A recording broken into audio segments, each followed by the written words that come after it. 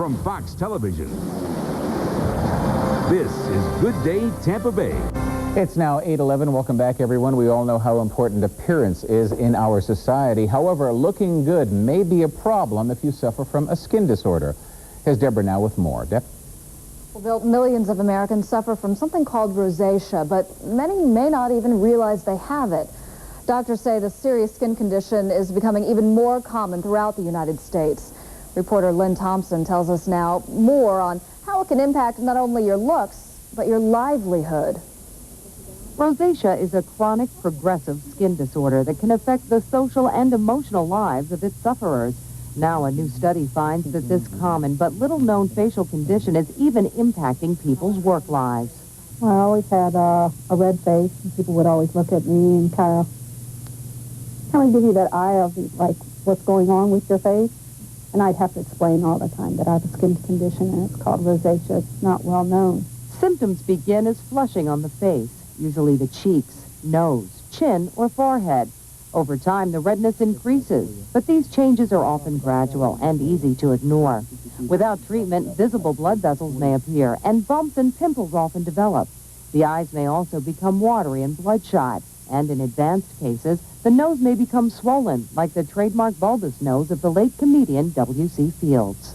People frequently ignore the symptoms of rosacea, the initial redness of the face, thinking that it might be a reaction to a cosmetic or another topically applied chemical to their face, such as a sunscreen. Left untreated, rosacea can become progressively worse and seriously intrude on people's lives. According to a new study by the National Rosacea Society, nearly 70% of those with severe rosacea said the disorder had interfered with their professional lives, with almost 30% missing work due to the condition.